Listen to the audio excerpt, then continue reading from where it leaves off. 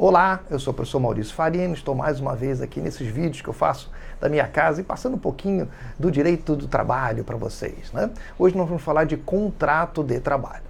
O contrato de trabalho, que hoje temos três modalidades: o contrato indeterminado, o contrato determinado e o contrato intermitente, né?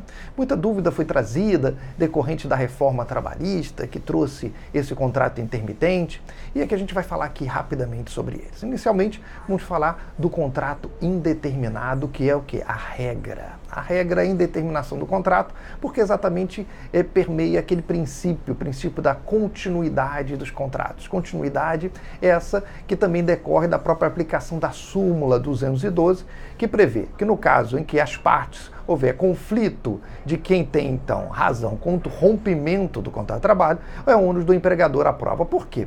Porque nos contratos indeterminados, quem põe fim à empresa, em tese, seria o empregador, não o empregado, né? Então, a não ser que haja evidente iniciativa das partes, a ideia aqui é o ônus do empregador provar o rompimento do contrato de trabalho. Isso aí decorre em várias situações, como, por exemplo, a questão do empregado ter até 30 dias para buscar o judiciário querendo a rescisão indireta, sob pena de considerar, então, um abandono, e a gente vai falar isso lá na frente, quando a gente falar em extinção do contrato de trabalho.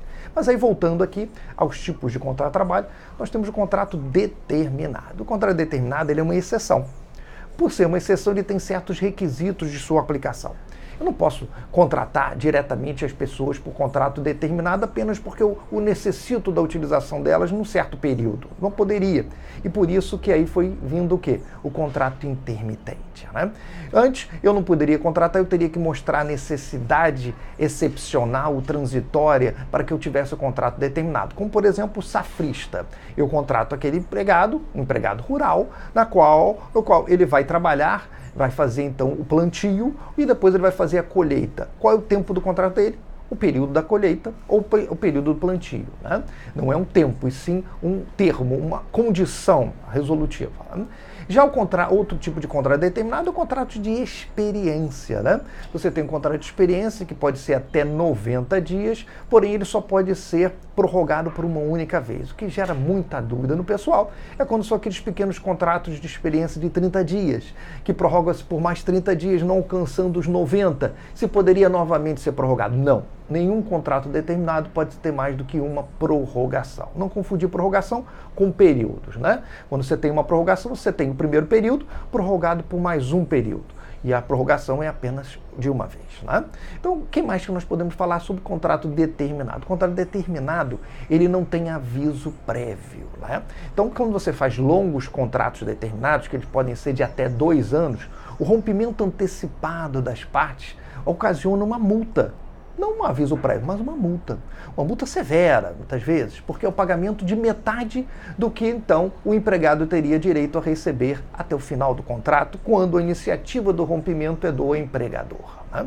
Já em situação inversa, se é um empregado que sai antes do término do contrato determinado, ele é obrigado a pagar os prejuízos do empregador. Prejuízos esses comprovados. Até que limite? O limite que ele teria direito a receber se tivesse em situação inversa, né? Então a condição aí é o pagamento do que faltar aos salários, do que faltar receber de salários pela metade, condicionado ao caso do empregado, se ele tiver iniciativa desse rompimento, do empregador comprovar que teve prejuízo por esse rompimento antecipado, e a limitação é exatamente o que a gente falou: se em situação inversa o empregado teria direito a receber essa indenização, tá? Muito bem. Agora, e o contrato intermitente? O contrato intermitente, ele tem vínculo empregatício, isso não tem dúvida. A questão é, esse vínculo empregatício perdura enquanto mantiver esse contrato, mesmo que parte do tempo eu não esteja subordinado ou à disposição do empregador. Eu só vou estar à disposição do empregador durante aquele tempo que ele assim efetivamente me chamar.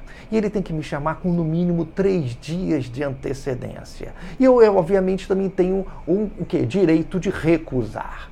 Esse direito de recusar ele tem que ser manifestado em 24 horas, para permitir que o empregador busque outro empregado para preencher aquele período necessário para o trabalho, né? A recusa do empregado não descaracteriza os requisitos da relação de emprego, que eu aqui relembro, né? Quais são os requisitos da relação de emprego? O primeiro é a subordinação jurídica. Subordinação jurídica é o quê? A subordinação ao poder diretivo, disciplinar do empregador.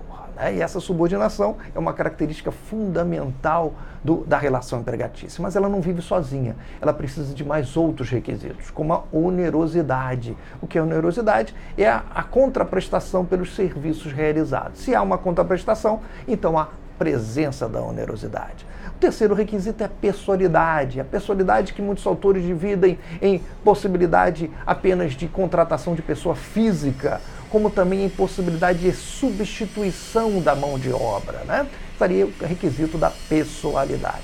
A habitualidade ou não eventualidade seria mais um outro requisito. E o requisito trazido aí por Maurício Delgado é o princípio da alteridade, né? Que ele relembra que o próprio artigo 2º fala dele, que é o princípio do risco do negócio. Então, entendendo bem esses requisitos da relação de emprego, você mata qualquer tipo de relação. Saber se ela é de trabalho ou saber se ela é de emprego, né? Então, o contrato intermitente é uma relação de emprego.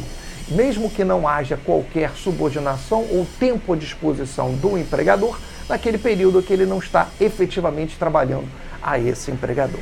Tem que ter muito cuidado que há um mínimo garantido. O mínimo é o piso exercido para aquela função. Então, por exemplo, se eu tiver 2 empregados trabalhando no mesmo local, eles não podem receber salários diferenciados pelo princípio da isonomia, né?